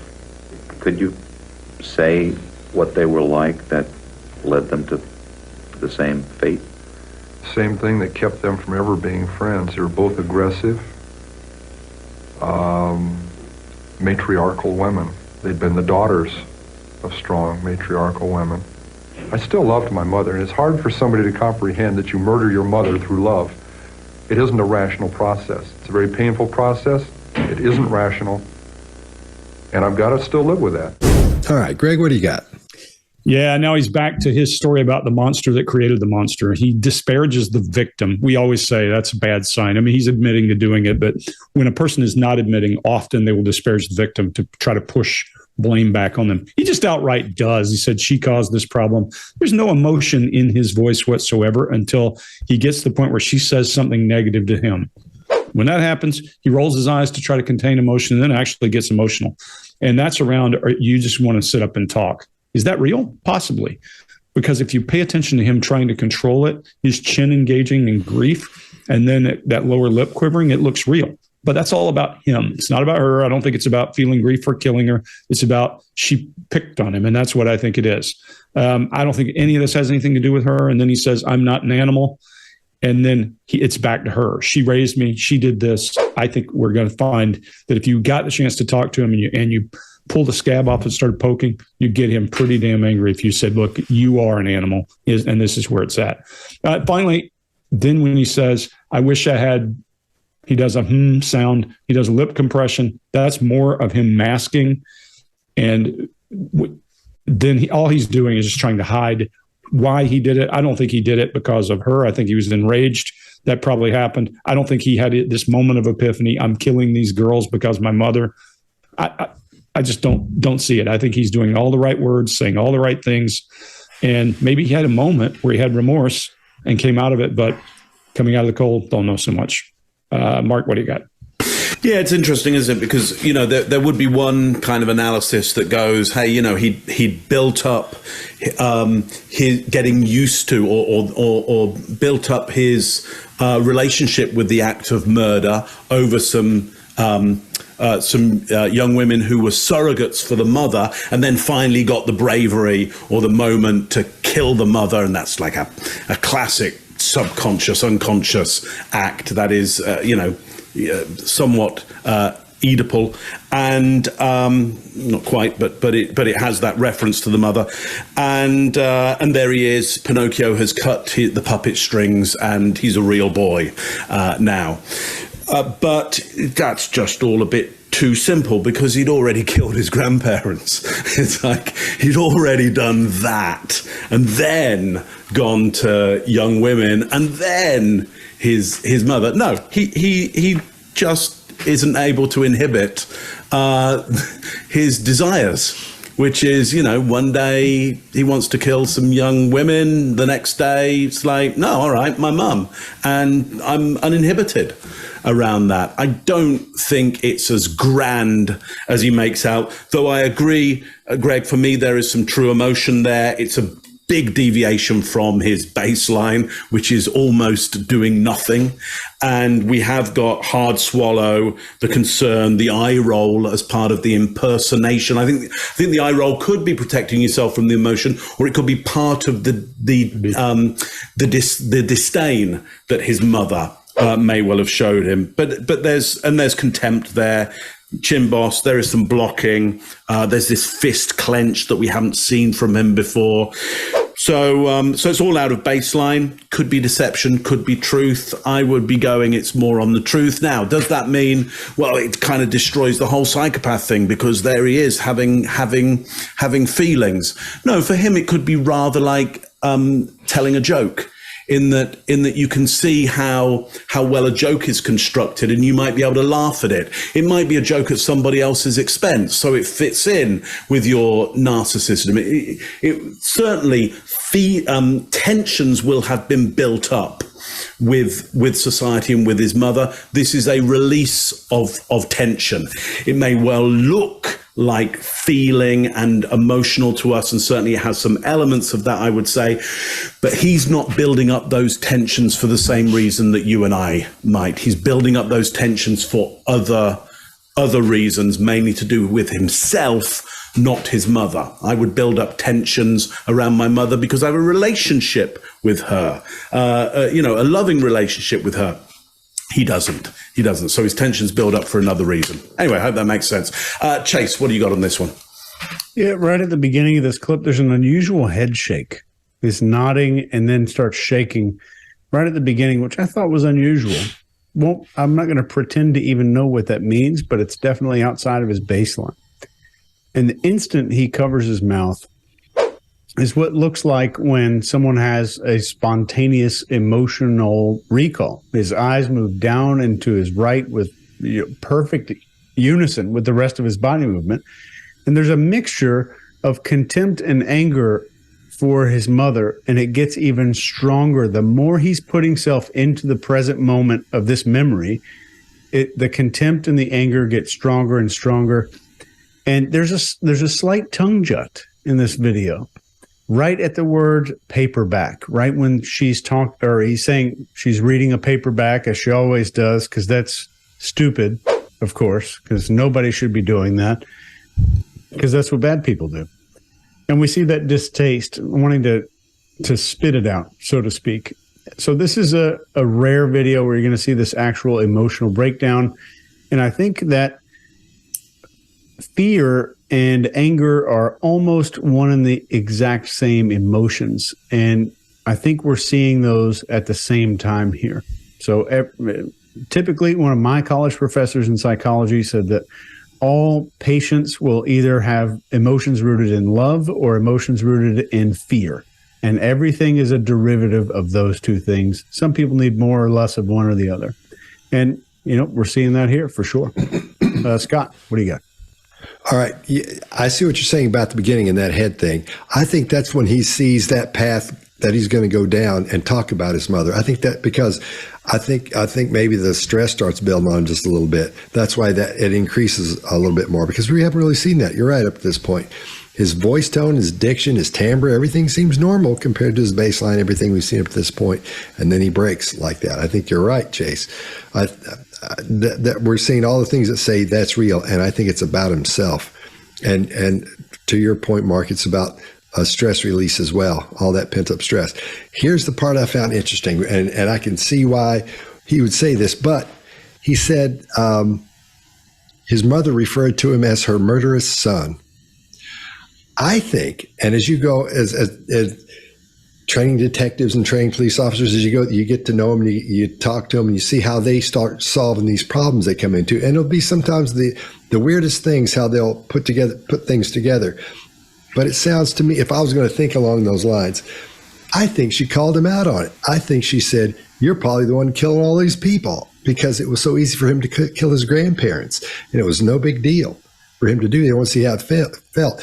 I think during this conversation that they had, when she was calling him her murderous son, she said she did that a lot. I bet she finally got around to saying, "And I'll bet you're the guy killing all these girls. I'll bet you that's what I think happened." And that's why I think he killed her. I think he became enraged at that point once she threatened to tell on him. And I think that's why I got so mad and ended up doing the things that he did to her. That's my opinion. That's what I would think from just being analytical and just trying to be logical about the progression of something like that. Because I don't think he would go out and do all this other stuff and then finally come in and kill his mom. I think something had to instigate that. And I think that was her threatening him that instigated it. Although the odd thing is he turned himself in later, which we'll talk about in here in just a couple minutes. I knew a week before she died I was going to kill her. And she went out to a party, she got soused, she came home, went to sleep. I was woken up by that, came out, I walked up to her bed, she's laying there reading a paperback, as many thousands of nights before. And she said, "Oh, I suppose you're going to want to sit up all night and talk now." I looked at her, I said, "No." I said, "Good night."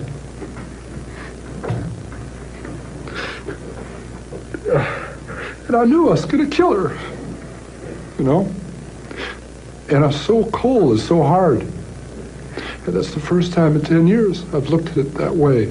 I mean, that intensely, that honestly. It hurts.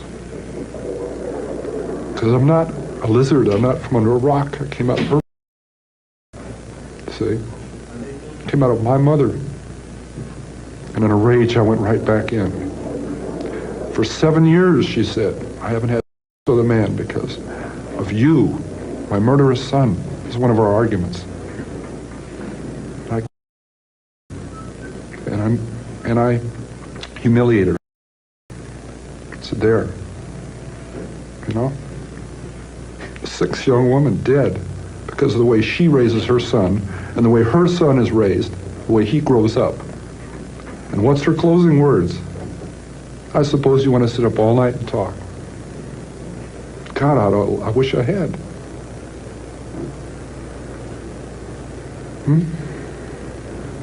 Your grandmother and her daughter-in-law, your mother, were 2 women very important in your life, and you killed them both. Could you say what they were like that led them to the same fate? Same thing that kept them from ever being friends. They were both aggressive, matriarchal women. They'd been the daughters of strong matriarchal women. I still loved my mother, and it's hard for somebody to comprehend that you murder your mother through love. It isn't a rational process. It's a very painful process. It isn't rational, and I've got to still live with that. Why did you wind up giving yourself up? It had to stop. It had to stop. Once my mother was dead, there was almost a cathartic process at that point. I got physically ill right then, when she died, when I murdered her. And once she was dead, there was no way I could back out. I had backed down from giving up 1,000 times. I used to get drunk and go sit out in front of the sheriff's department in a parking lot across the street on one of those little concrete parking berms. And I just sit there and say, no, I still can't. The clanging doors, I could still hear them. No, because it'll never open again. So I rationalized that to give up would be insane. To give up would be crazy. I'd be giving away my freedom, and I don't need to. But I look back on that and wish I had earlier, when I was saying those things to myself. The people who were later dead wouldn't be. The regret that came later would have not had to be. Those people, not things, those people would still be with their families, with their loved ones, they would have their own families. If I had had the courage to make that decision, instead of painting myself into the corner. Where might you be if you'd never given in to the impulse to murder? Where might I be? If my parole had been successful, I believe I'd be married, I'd have children, I'd be heading toward my first grandchildren. All right, Mark, what do you got? Yeah, so he signals towards regret, and he signals towards people being people and not things anymore. So what are we to make of that? Is it antisocial personality disorder reformed by the prison system? Well, of course, there's a whole industry around that. There's a whole industry about going into prisons and helping people out who have these personality disorders. So, you know, I wouldn't want to malign a whole industry that it wouldn't be a possibility.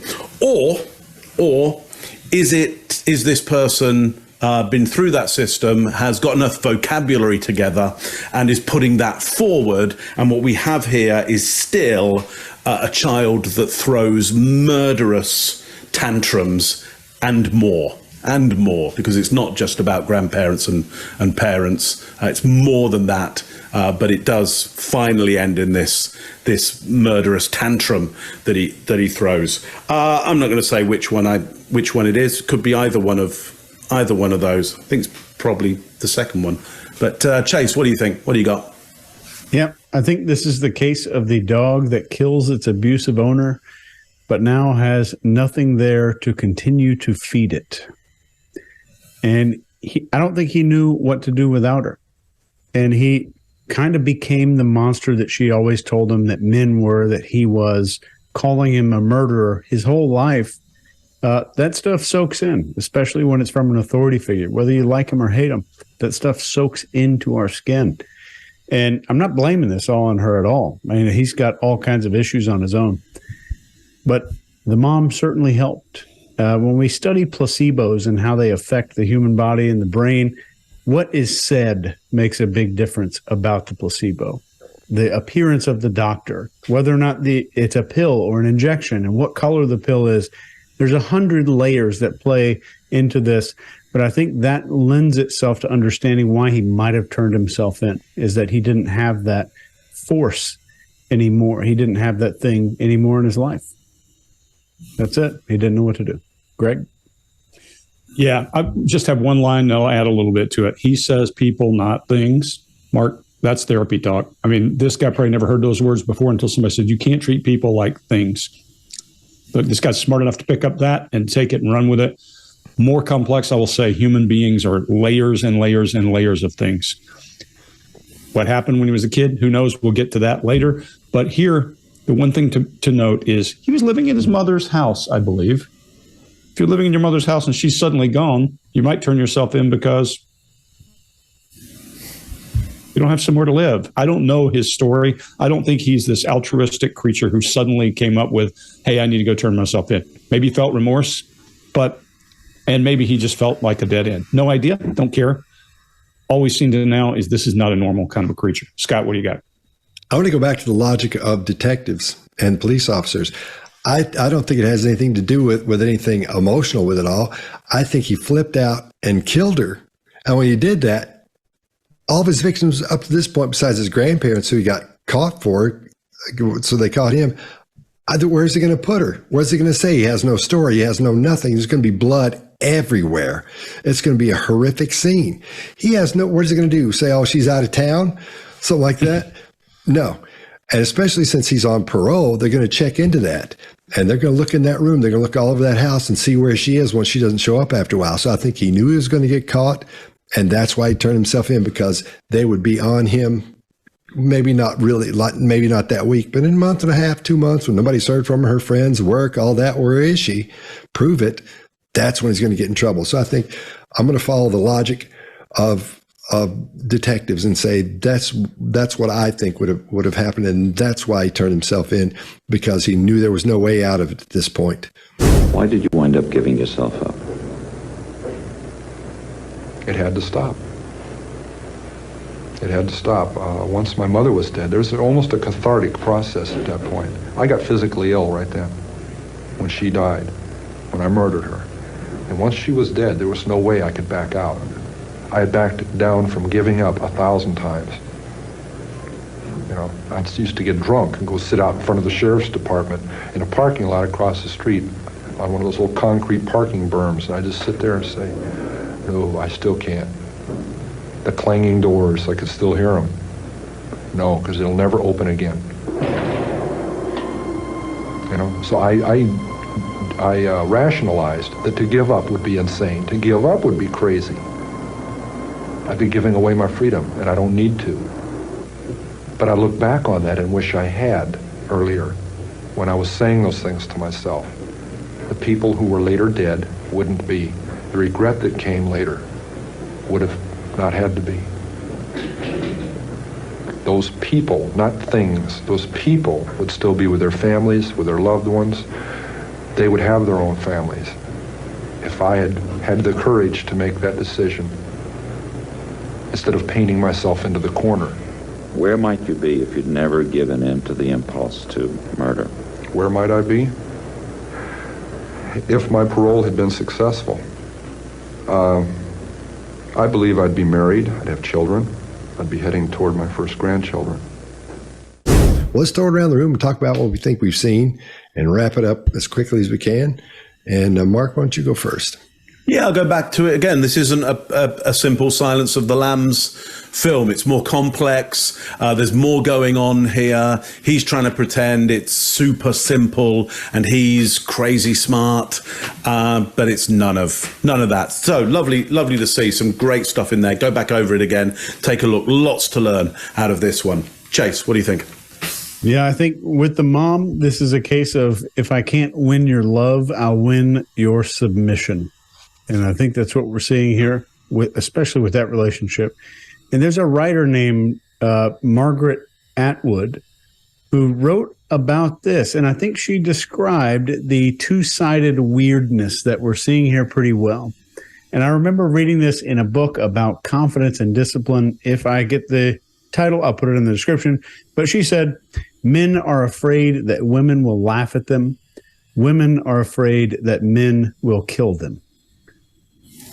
And I think that really speaks to some depths of this layer upon layer that Greg was talking about. Greg? And Chase, just to highlight that, I ducked down like this because I have line of sight to her house right now. That's a cool thing. Wow, that's pretty cool. That is a cool And thing. she has bars on the window, so she's a little bit paranoid. Sorry, Greg. When you hammer, everything looks like a nail, as they say. Yeah. So, yeah, we all have that. It's the reason I check when I see people on the side of the road, right? It's in my nature. Yeah. So, look, this guy is a complex creature, as you are. You don't have any idea what your parent did when you were 6 years old because you not like green beans. Don't know. Anything can impact you. The difference is that at some point, most of us go, okay, hold on. How do I fix that broken piece of me? Some people just go to be full-blown broken toys. This guy did. And if all you are is a broken toy, your meaning goes away. You still got to be a broken toy. You still got to go and tell everybody what a broken toy you are somehow. I think that's what we're seeing here. I think this soppy sincerity that he shows to get people to listen to him is so he can do more of what he's always done. And that's instill some kind of creepy fear or terror in people. And I'm not a fan. Scott, what do you got? Yeah, I agree with you. And I think it's a great example of seeing a psychopath when they're watching them grow, watching them go through life and the things that they do as they go through life. When he was little, he was mean to animals and he killed his grandparents later on. I guess, what was he, 15 years old or something like that? Yeah. And then he gets out of prison and then that behavior continued. Quelled it for a little while, then that behavior continued. I think we're seeing someone who had outbursts of rage, and that's when he killed his mother. Because he talks about rage, he talks about anger, he talks about these pent-up things that happened before he kills these people. And I think that's what it was. And yeah, I'm sure he hated his mom. I'm sure he hated everybody. Anybody that had anything to do with brushing up against that ego like you do with a psychopath, and they will get you back. So you have to be real careful with that. If you spot one or are aware that someone is one, and like I said before, I'm not a psychologist, don't have a PhD in that, none of us do. But from what I've read and from what I understand, that would be my opinion only, that this guy's a psychopath, and that's what we're seeing. I think she hit that ego and she said she was going to tell on him, and I think he killed her at that point. All right. I think this is a good one, fellas, and we'll see you next time. So what do you got?